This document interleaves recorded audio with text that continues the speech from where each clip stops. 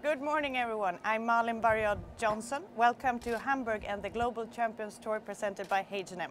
We will in the next few days see fantastic sport by the best riders and the horses in the world. And we have the very best rider, here with us today. Scott Brash, world number one, how are you? I'm good, thanks. And how is life up there? I don't mean Scotland, I mean being world number one. Yeah, no, it feels good. It's great that I have so many fantastic horses and a great team behind me right now, so it's a nice feeling. You have in less than 3 years achieved a gold medal at the Olympics, gold medal at the Europeans. You won the overall in the Global Champions Tour 2 years in a row. You're world number one. How is this possible? Yeah, it's only one way to go now, isn't it? Yeah, I mean it's possible because of the team I have behind me, my owners and the horses I have.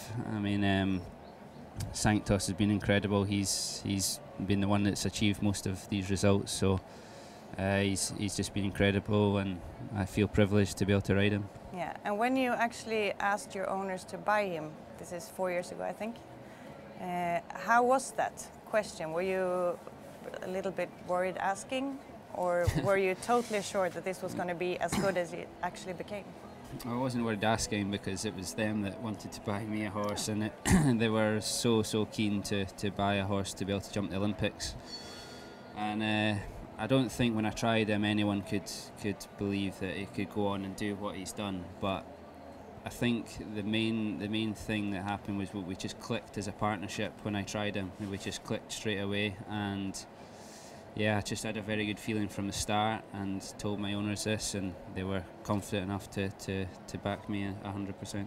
That's really nice. And having achieved so much with him, how much more can you get out of him? Well, he's 13 years old now, so I mean we look after him the best we can. We don't over jump him, but at the same time he has to jump enough to get the best out him. So we just try and manage him as best we can, pick our shows. 13 years old, normally there should be 2 more years at least at the top level, I'm hoping. So yeah, anything can happen, but we do our best to keep him at the top end of the sport. And do you think you have another Sanctus in the string behind you? I'm very fortunate to have some very top horses. I mean, they're going to have to go some to keep up his record, but Hello My Lady is a fantastic horse, and she just jumped a Grand Prix out in Shanghai last weekend and jumped really good. I have an 8-year-old stallion here at this show who I think is very good. I'm very lucky to have a few very top horses right now. How come? Because in England, England is a very successful horse country in show jumping, especially the last couple of years you bloomed up again. Before there was John and Michael, and still for sure John and Michael Whitaker, Nick Skelton, but it took a very long time before you and Ben, of course, came up. It was a long time before.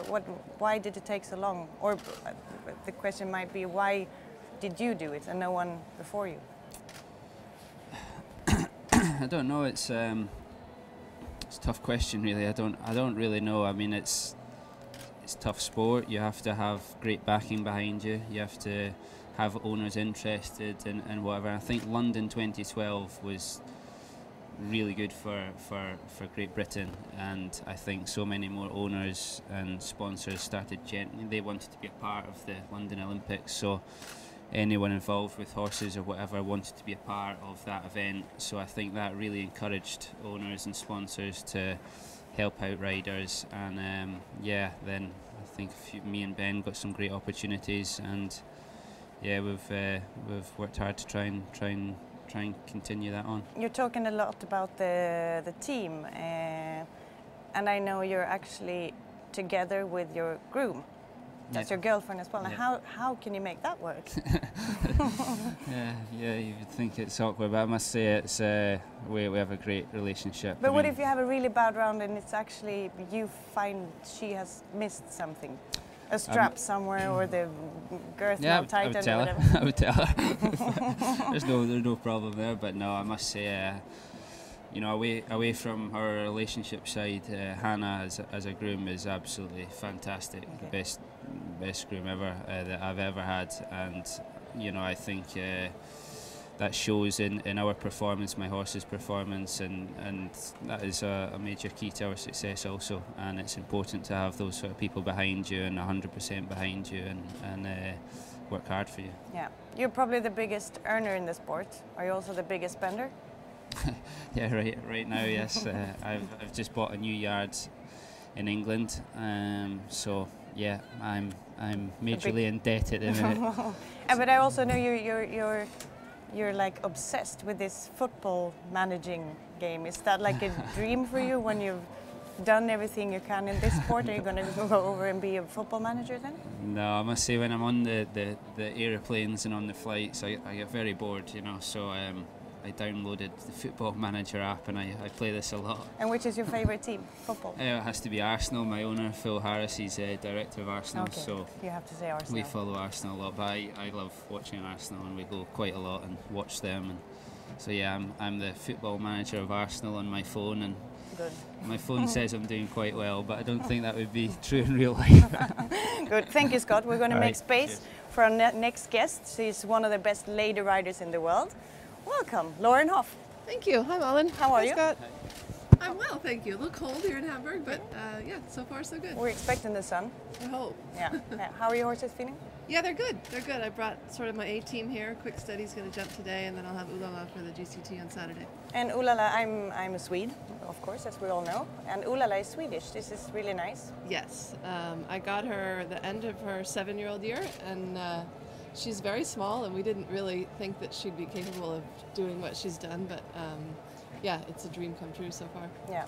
Do you think you actually a former winner here of the GCT in Hamburg? Do you have a good chance this year? Yeah, I love this show. I think it has so much history to it, and it's such a beautiful ring to ride in, and the horse feels in good form, so we always need a little bit of luck on our side, but hopefully I'll have a good day on Saturday. Yeah, you've been around for a long time, as me. Thank you, so yeah, so have I. And you're really good at producing horses, bringing up new horses. What do you actually look at when you're finding them, when you're trying them? What do you look for? I think the character of a horse is really important. I think that they really have to fight for you, and obviously you need scope and carefulness, but to me, the character is also really important. Yeah. And how strong character, you know, that they want to do it and fight for you as well. Yeah. How many horses do you have in your stable? We have 12 over here at the moment. 12, and over here, that's because you're actually American, but you live in England? That's correct. I follow the warm weather, so I'm about 6 months in America and 6 months in the UK. And is it warm in the UK now? It is, actually. We've been quite lucky these days. Yeah, because I'm feeling the summer is not really catching up on us. No, it's beautiful there. Yeah? Yeah. Oh, that's Come great. visit sometime. And how does that work? You're American, and you're in America half the year, and then you're in Europe half the year, and you travel and you travel and you travel. How do you get a life? Well, the lucky part is I have a home in Florida, and we have our farm 5 minutes from the Winter Equestrian Festival, so for at least 5 months of the year I don't have to pack a bag, and I'm very, very fortunate in that way. And then yes, the rest of the year is sort of every weekend on the road, but we get used to it. Yeah. Yeah. And then the flying with the horses, how does that work? Yeah, they're actually quite good at it now. Everybody makes a round trip twice a year, and Miami to Amsterdam, and then they travel to England, and so far we've been pretty lucky with that. Yeah. I know, Scott, you started riding when you were like 7 years old, but the story about you is that you rode before you walked. Yeah, pretty much, yeah. Both my parents were big in the industry, and my father rode in the Olympics in 1952 in Helsinki. In show jumping? In 3-day eventing, actually. Oh. And you're not doing the derby here? I know. I'm very afraid of that. What happened? No, thanks. I stuck with the show jumping part.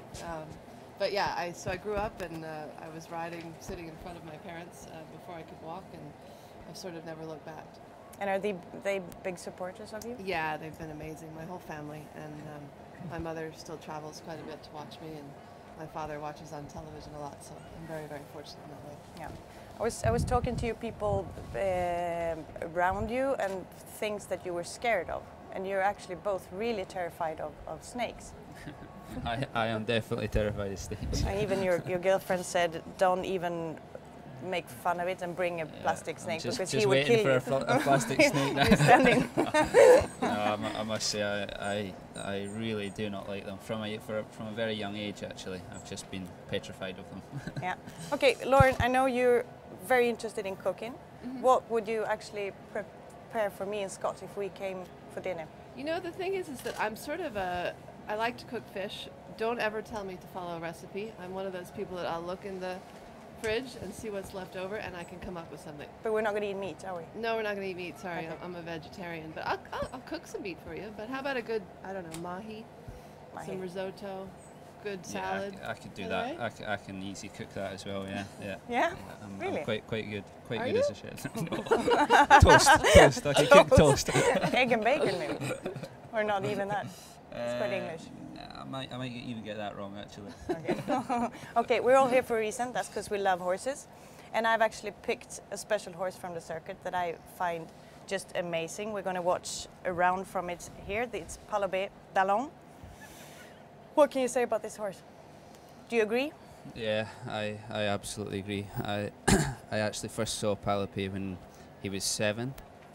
Jannica Sprunger rode the horse in St. Gallen, and I asked her about the horse, and she didn't want to sell, and I can see why. But I must say, I think he's a wonderful, wonderful horse. I think his technique over the fence is great to watch, and yeah, he's got a great mind for the sport, I think. And yeah, I mean, Basim's got a great partnership with him there, and I think that combination's going to have some great years ahead of them. Lauren? Yeah, I think the horse is so athletic and does it with such ease, and I think it's a huge testament to the animal that, you know, Jannica did such a brilliant job bringing the horse along from a young age, and then he's now found a new rider, and he had a little bit in between time, and to show that he's back, you know, on the world stage with another rider is, I think, a big testament. You don't see that so often, that a horse can switch from one rider to the next and still be considered one of the best in the world. Yeah. Scott, we have a question from the We Love Horses Facebook page. Okay. Where the question is actually, which is your favorite horse on the circuit if you can't pick one of your own? If I can't pick one of my own, well, I think Palopé would be a great choice. Actually, I'd love to ride Palopé, but yeah, I mean there's some fantastic horses on the circuit, but I think partnership is a big thing. But yeah, I mean, for me, I would pick Palopé. You stole it. I picked it first. It's mine. You have to pick someone else. Okay, perfect. We have one little last thing before we call this a wrap. It's the famous question helmet. Okay, so You go first. we have questions, and there are 4 subjects. It's love, food, fashion, and celebrities. You pick first. You can't Let's pass. see the questions. Food. Food and food. Let's see now if we get a toast question. And what was the number? Number 1. What's a ceviche? Do you say I that? don't know. Do you say it like that? Yeah, ceviche. I've got no idea. You have to guess now. Say it again. Sorry. Ceviche.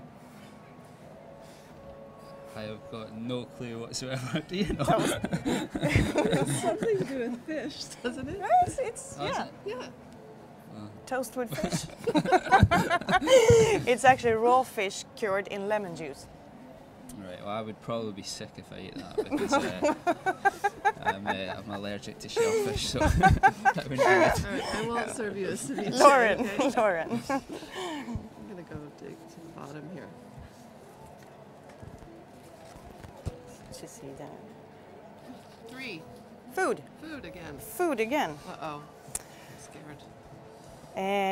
The traditional and trademarked pizzas of Napoli are only 2. Which ones? I don't think I have any idea. There's an Italian in the background laughing at me. Say it again?